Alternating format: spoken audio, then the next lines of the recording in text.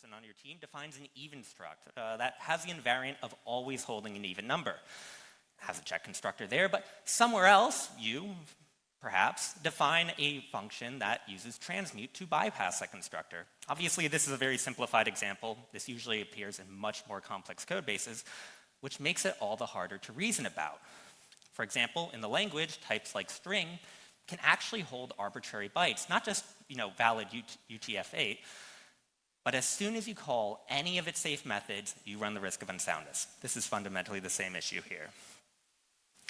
So given all these risks, why do people bother with transmute at all? Well, as a case study, let's consider a simplified scenario of parsing UDP packets.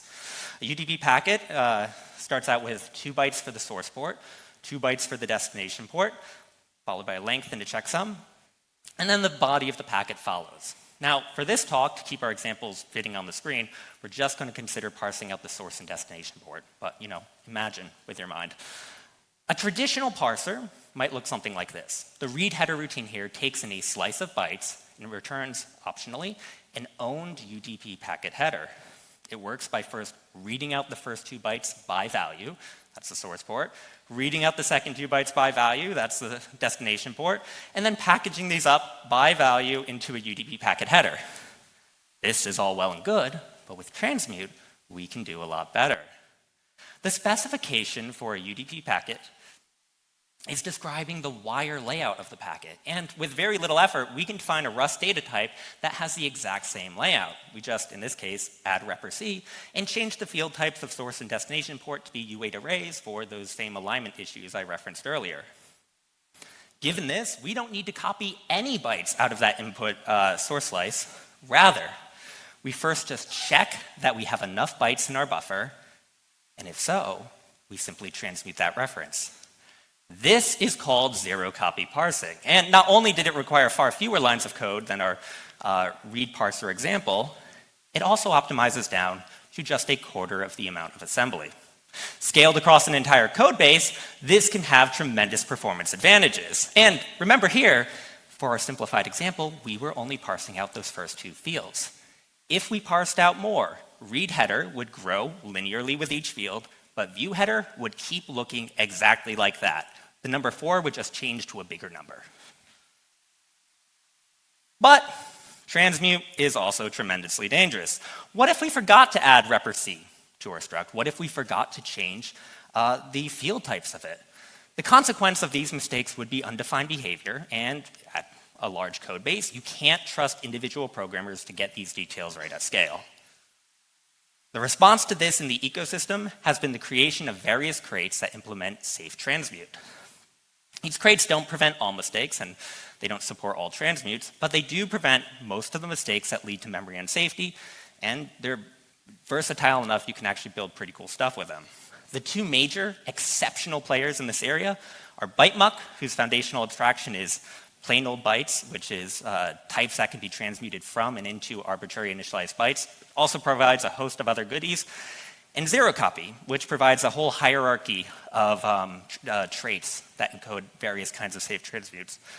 I'm going to pick on zero-copy a lot in this talk because I've started to help maintain it, but both crates are absolutely wonderful, and there's a lot of commonalities between them.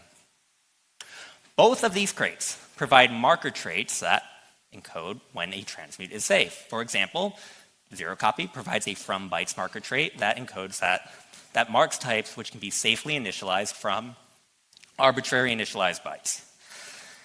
And for each trait, these crates provide a comprehensive set of base implementations over the Rust primitive types. For example, from bytes is implemented for F32, F64, so on, but it's not implemented for types like char and bool, which have bit validity invariants. To handle compound types, these crates apply a mix of inductive reasoning and other checks. For example, a type is from bytes if its fields are from bytes. Well, structure tuple, enums, not so much. Both ByteMuck and zero-copy provide proc macro derives that handle all of the complexity of this kind of reasoning. So if we were to apply our zero-copy crate to this packet parsing problem, we wouldn't have to write any unsafe code at all. We just derive the right traits and call the safe methods they provide. And now we're down to just a single line of code in our packet parser. And so with abstractions like these, you can actually build really incredible things. At Google, engineers working on their new Fuchsia operating system built a networking stack that parses and serializes packets almost entirely in place. And they did so almost entirely bug-free. If you're curious how they accomplished that feat, I encourage you to attend Josh Beaufizer's talk tomorrow on safety in an unsafe world. But suffice to say, the zero-copy crate provided the foundational abstraction that made this possible. So that example of UDP packet parsing, that's not just a cutesy example for this talk.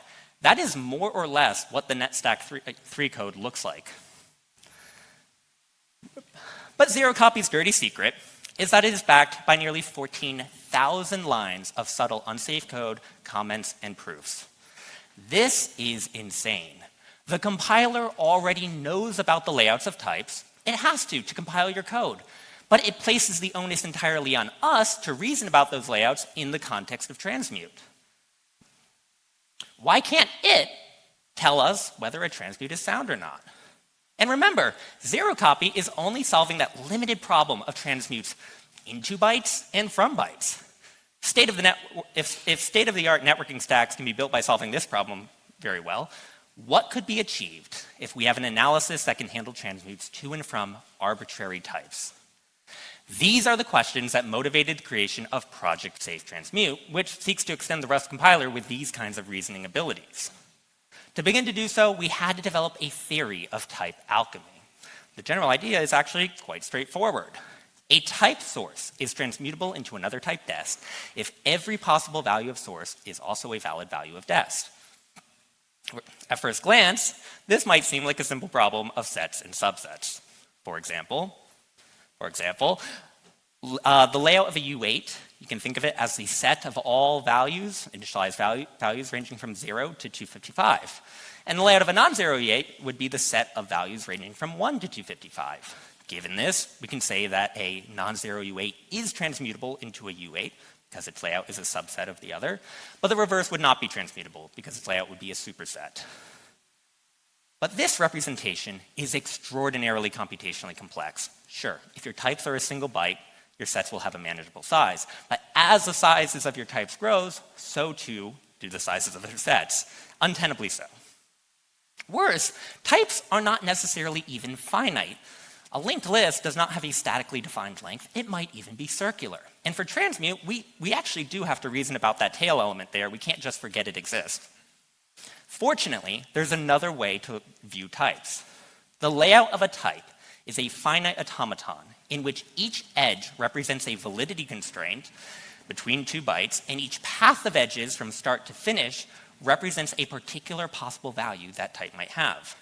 Here, the direction enum with 4 variants has 4 paths from start to finish, each representing a particular possible value it could have. This representation is extremely expressive, because in addition to bit values, we can put other things on the edges, like padding and even like references. I'm glossing over some details here, like interfield padding, because references are quite aligned, and if I included all the padding bytes, it wouldn't fit on the slide, but I hope you get the gist. And best yet, this representation is extremely scalable. For example, the number of edges in an array of directions scales linearly with its length, but the total number of paths still scales exponentially. At first glance, this might seem like it doesn't gain as much. For example, if we reframe our theory of transmutability in terms of paths, the problem still seems quite hard. A type source is transmutable into a dest if every possible path in source is a possible path in dest, and there are going to be exponentially possible paths. But thanks to the structure of this representation, we can solve transmutability in polynomial time. Simply apply dynamic programming or memorization and start from byte offsets at the rear of the type and march our way forward in lockstep to the front, answering the question of transmutability incrementally. Thanks to this insight, transmutability for arbitrary types is not only theoretically possible, but practical and efficient to implement. So we implemented it in a trait called transmute from that takes a source type as its parameter and has a transmute method on it for convenience. With this trait, our earlier examples of unsoundness become compilation errors. If we rewrite our bit validity example to use this trait and method, it fails to compile, and the error message tells us exactly why. At least one value of U8 isn't a bit valid value of bool. And if we try to do a reference transmutation, that might have problematic alignment issues. The error message tells us exactly that too. The minimum alignment of a U8 array is 1, and it needs to be greater than that of a U16, which has an alignment of 2. And if we try to extend the lifetime of a reference, that too is a compilation error. And finally, this trait prevents us from accidentally violating our own safety invariance, telling us here that even might have safety invariance we're not respecting. Now, you might be wondering, how does it do this? Is it reading our comments? Rust doesn't have a concept of unsafe fields. And well, it doesn't do it, because any user-defined type might have invariance, and the only sound thing to do is pretend they all have invariance. Now, isn't that a little restrictive? Doesn't this mean we can't use safe transmute to analyze user-defined types? And if this talk ended here, the answer to that question would be yes. Fortunately, we have about 10 minutes left of this talk, so we're going to solve this problem. It turns out in real-world applications, you don't actually want safe transmute most of the time. You want safer transmute.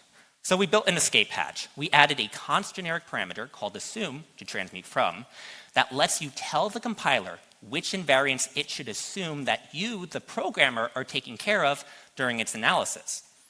In essence, it lets you relax the compile time checks of transmute from so long as you promise to do those checks yourself.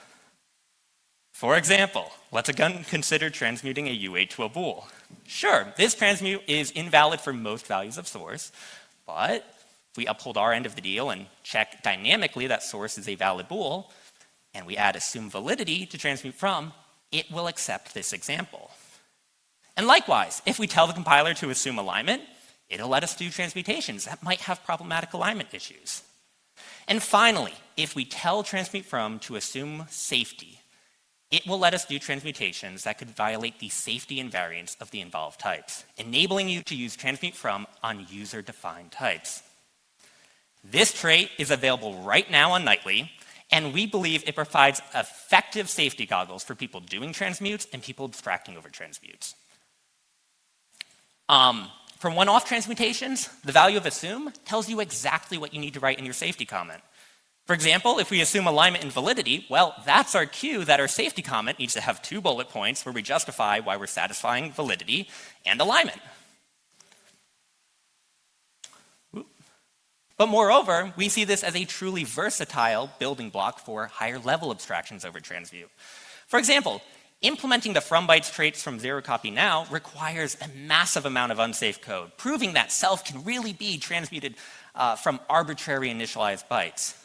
But with transmute from, all that complexity is reduced to a single where bound that the compiler will check automatically every time we try to implement it. With this, all the programmer has to do is assume safety, is promise they don't have safety invariance. And we've reduced the complexity here of proof so much that we think we can get rid of the proc macro derive altogether. And for in 2 bytes, the change is even more drastic. Again, we add a where bound, but in this case, we're assuming nothing. The compiler is fully checking the safety invariant of this type. We've turned an unsafe trait into a safe one. Given this, it is with little exaggeration that we think we can take zero copy's 14,000 lines of code and reduce it to about 1,400. But there are 3 remaining pieces of design and development work that we need to get safe transmute across the finish line. Foremost, to fully support types like zero copy, we need to support dynamically sized types. That example 2 slides back cheated a little. It added size bounds to both of those traits. Hope you didn't notice. But zero copy doesn't want size bounds there. It already supports dynamically sized types. This would be limiting to zero copy. So what we want to support instead is something like this. where instead of saying transmute from a statically sized array, we say transmute from open bracket U8 close bracket, where in such cases, the compiler will imagine a DST of sufficient length and analyze transmutability over that instead. Next is fallible transmutation, because sure, with assume, we can signal to the compiler that we're doing the dynamic checks needed to make the transmute sound. But doing those dynamic checks is still a burden on the programmer that they can get wrong. What if the compiler could code gen those checks automatically? This is still very early stages, but we're toying with a trait called try transmute from, which will implement this automatic code gen. This will remove a whole other avenue for accidental undefined behavior. And finally, we have a few critical optimizations. We have to avoid recursion, implement a denser representation of layout graphs that just doesn't do the naive thing of heap allocating everywhere, and probably implement a run length encoding optimization for arrays so we can support types that have highly repeating structures a little more efficiently. And finally, we'll be able to look towards stabilization, which will require testing, feedback, and of course, an RFC. But if all goes well, I can see us making that RFC in late 2024 or early 2025. And even then, there will be more work to be done. The elephants in the room are portability and stability, which are surprisingly hard problems. You don't need them for memory safety, but you do want them in certain contexts for correctness. Layout portability is particularly tough because Rust provides very few portability guarantees for its types. You might not know this, but even the alignments of Rust primitive integer types are not specified. And this can have downstream effects on interfield padding and whether reference transmutations, which appear everywhere in zero-copy parsing, are sound. And finally, if we can put portability on a firmer foundation, we can address Semver stability. And we're thinking of some ways to address that too. If any of this happens, it will be thanks to all of you in the audience and the long list of people who have helped this project along so far. Thank you very much, and I'm going to end my talk with a call to action. The transmute from trait is available now on Nightly, and it needs your testing. We need to know whether it really covers the use cases we think it covers, and we want to discover what use cases it doesn't cover. And second, the zero-copy crate has been instrumental as a sandbox for rapid experimentation. We're about to cut an 0.8 release that supports unsized types, try transmute, and all sorts of goodies. But we need your help testing it before we commit to a release. Thank you very much.